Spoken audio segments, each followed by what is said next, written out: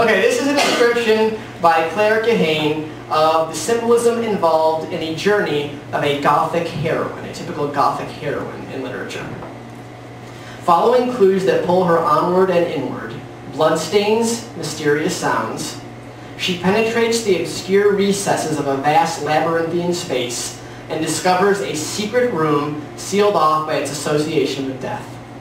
In this dark, secret center of the Gothic structure, the boundaries of life and death themselves seem confused. Who died? Has there been a murder or merely a disappearance? She wasn't talking about Chamber of Secrets at all when she wrote that. She penetrates the obscure recesses of a vast labyrinthian space, the pipes. Discovers a secret room sealed off by association with death. Chamber of Secrets sealed off because Myrtle was killed 50 years ago. She followed bloodstains and mysterious sounds to get there. Bloodstains on the wall, whispers in the wall. The boundaries of life and death themselves are confused. Is Ginny alive? Is Riddle alive? Who's alive and who's dead? I think Harry's a girl. What? It took a second. There was a shock there. I don't think Harry's a girl. But I think that Rowling, in her interviews, has talked about her stories and her influences, and has talked actually about the muse. Okay? And that means inspiration. All the great writers throughout thousands and thousands of years have believed in some form of inspiration of their writing. Like, it just doesn't completely come from you. Virgil, Dante, Homer, Plato. And Rowling, in typical author fashion, talks about this as well, and how some of... So Rowling comes along, she's riding on a train one day, and along comes Harry Potter. Pops into her head out of nowhere, right? Great. What do I do with Harry Potter? Well, I start writing the story, because this is fantastic. She's writing it down, and she explains how she got to a point where she was wondering, why is this Harry? Why isn't it Harriet? Why am I not writing this about a heroine instead of a hero? Because that's what a good feminist would probably do, right? And so she doesn't do that because the inspiration for the story was Harry Potter, not Harriet Potter. So like Madeleine L'Engle says to do, she obeys the initial story that she got. She sticks with that. But I think she does some things to feminize Harry just a little bit. And one of those things is that she puts him sort of in this role of the Gothic heroine. Donna Hyland explains that the Gothic heroine, the typical Gothic heroine, is fairly passive, finding her way out of disastrous situation after another only because someone comes to rescue her. That's Harry Potter. Until the last book, and maybe you could say Prisoner of Azkaban, every situation Harry gets himself in at the end, he doesn't win.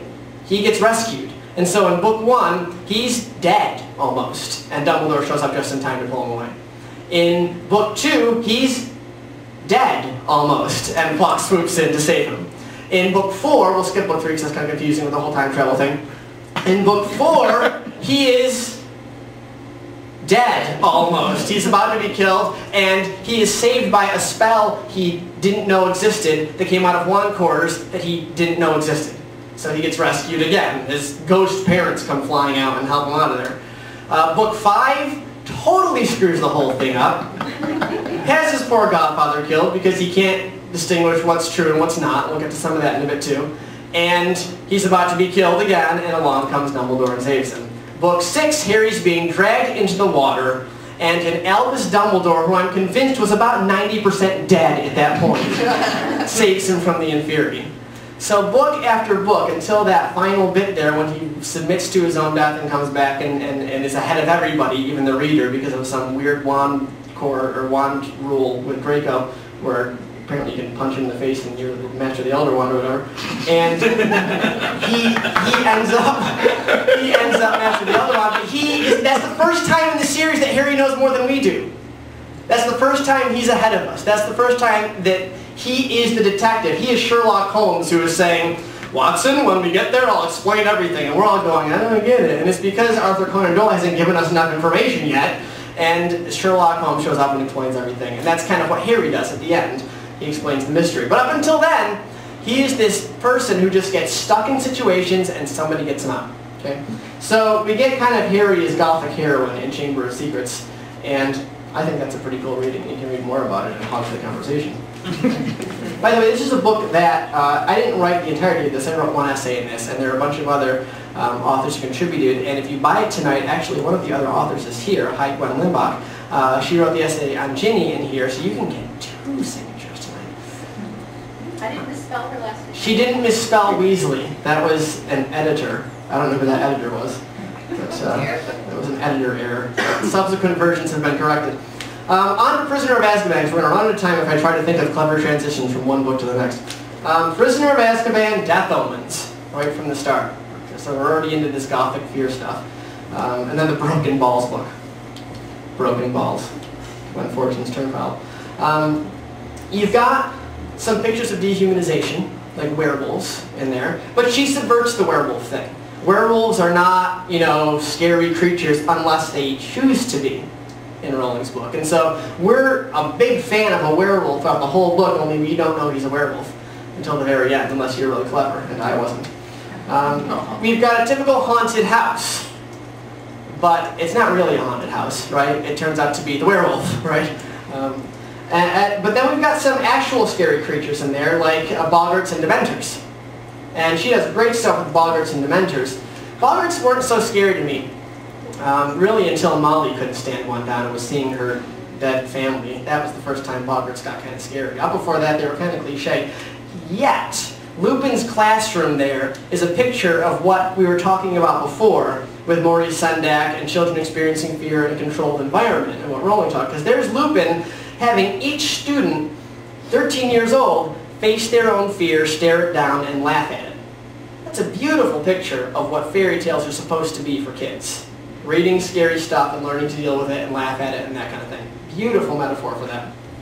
And then you've got Dementors, and they're freaky. They're actually freaky. Dementors kind of represent a progression of fear to the point of madness or despair or depression. Right? So this is fear on steroids. This is fear advanced. And there's a reason that Harry gets this neat little setup where he faces a boggart who turns into a Dementor. I mean, if you can't face a boggart, you probably can't face a Dementor. Right? So there's that natural progression, and Harry is advanced in this because he has to face it right away because his boggart becomes a Dementor. And so he's got to learn to deal with this and to recall happy memories and all of that. Dementors are scary because we don't know a thing about them. We know that they are naturally evil. They are not an oppressed race of the wizarding world. Voldemort says they're his natural allies. We don't know where they come from. We don't know what would give this creature the ability to suck the soul out of a human being. But here are beings that, out of pure evil, are able to dehumanize somebody else. Take their humanity away by sucking their soul out. And so they're kind of freaky. And then, of course, you've got Lake Dementor at the end, where they're just, you know, they're all over the place, and Harry's going to die, and Harry saves himself in that situation, but he'd only save himself because he already knew that he saved himself, and it's this big mind-bending thing. It gets really confusing. And so there's Prisoner of Azkaban, 2 of the best Gothic elements, I think, of the series. Boggarts and Dementors get introduced in Prisoner of Azkaban.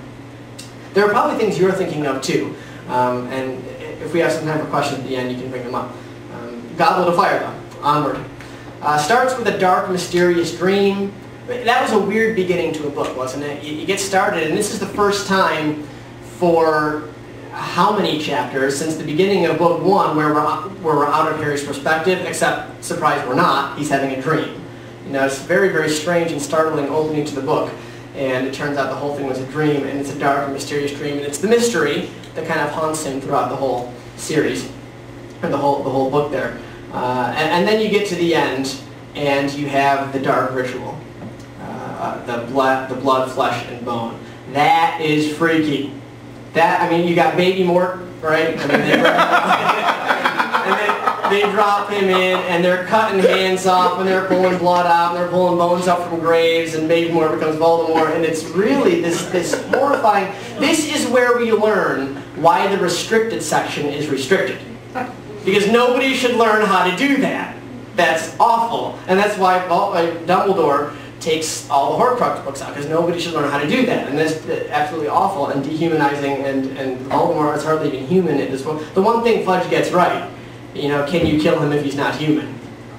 Was that one question that he asked. Otherwise, Fudge is a moron. So you've got this dark ritual thing happening, which is a feature of a lot of great Gothic lit, like Poe.